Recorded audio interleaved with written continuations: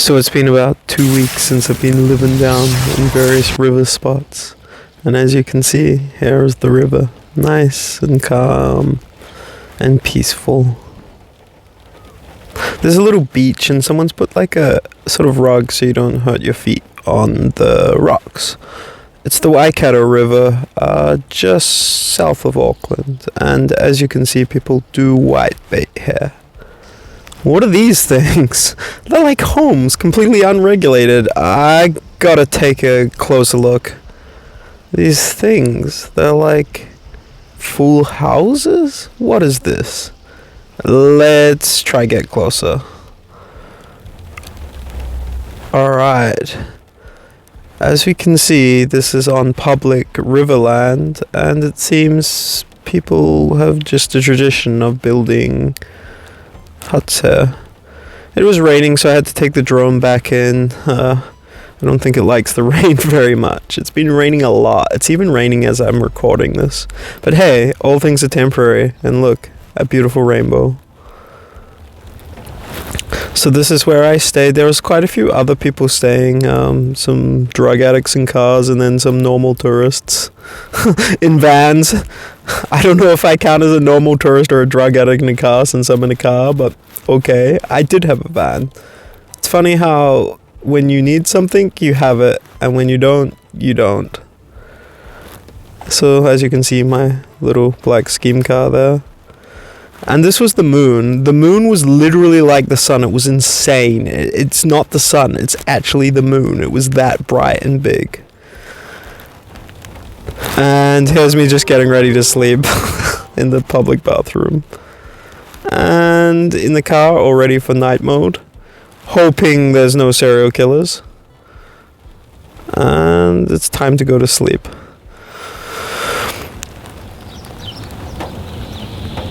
And I woke up and it was really busy at the river. Everybody had gone there to launch boats and do things for the day.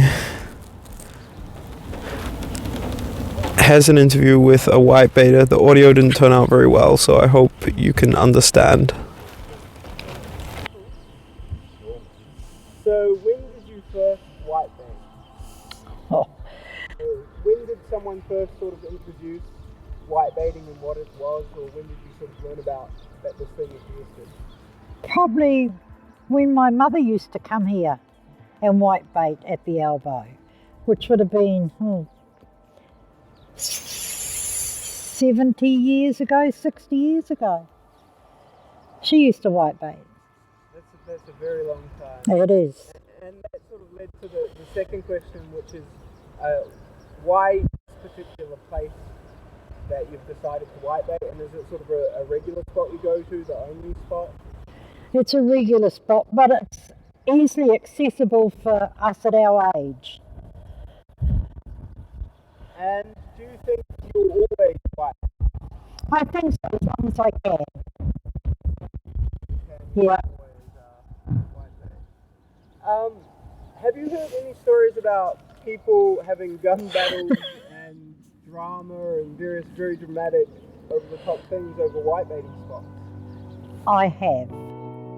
And do you think people whitebait, do you personally whitebait for money or for the hobby of whitebaiting itself and to share the whitebait? Disastrous first interview. And now it's time to drive to the town. I've got a few things to do, such as wash all my clothes, clean out the car, and get something to eat. As you can see, very windy roads here in New Zealand. Let's eat this chicken and beets place.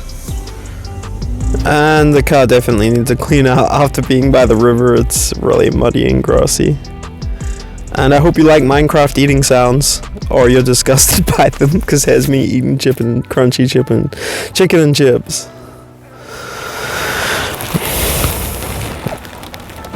Nom! And wash my laundry.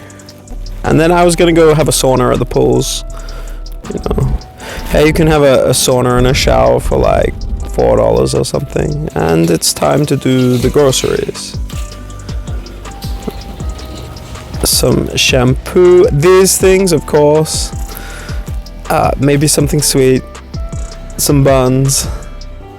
As you can see, I think $1 New Zealand dollar is about like 70 US cents. I'll put the conversion up, and for euro as well, so you guys can see the prices. This coffee and milk, I'm gonna try and make this in my car and not die of carbon monoxide poisoning. And yeah, of course I've got to have my synthetic caffeine. And I'm gonna make nachos, but because I can't store anything perishable too long, I'm gonna use corned beef. These are all the various other things. I basically live on canned fucking salmon and fish at this point. And there's the corned beef for the nachos. And I got this, a New Zealand pie to eat. It was good. Now it's time to drive to this little reserve I want to check out, to go for a walk in the I think you'd call it temperate jungle. It's like forest and it's cold, but it looks like jungle and it never loses its leaves.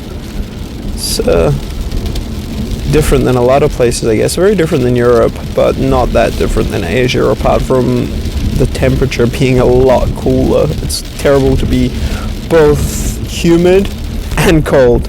Now these signs mean you can drive the national speed limit, so here I am trying to drive the national speed limit. I wouldn't recommend doing this unless it's straight, because that's usually what they put when it's out of zone, so it could have incredibly difficult terrain to navigate, even though it says go that fast. So we're at Alexander Redoubt Reserve, and I saw a little placard with some history. It was cool, and there was a very, very good view of 360 degrees. And I saw a pheasant. There's Mr. Pheasant on his pheasant business. Not gonna lie, he looks rather tasty, and I would like to put fruit up his ass. And more of the view, but let's go for a bushwalk and see what's down there.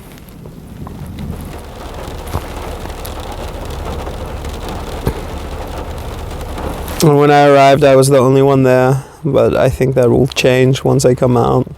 It was a bit spooky. There was a graveyard here and no other people, so I was like, okay, I'll just rest with the dead, I guess. And off into the bush trek we go.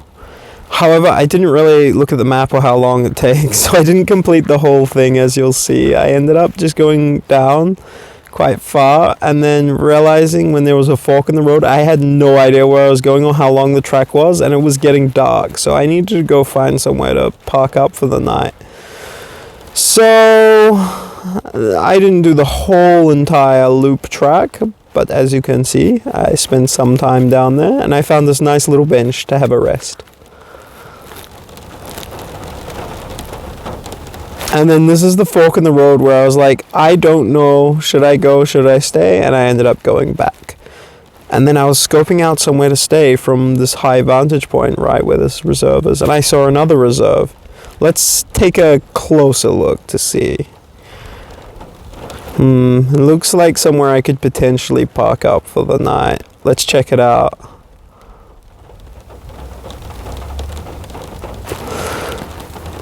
So as I was flying the drone to check out this reserve just down at the bottom of the hill, there was incredibly strong wind and the gimbal was all over the place. It was tearing through battery in sports mode. I almost thought I wouldn't make it back, but I did. And then I had to shoot back into the town really quickly to top up my data. It was so annoying. I thought I would have switched providers by this date, but I hadn't. And it's time for another night in the car. Good night, goodbye.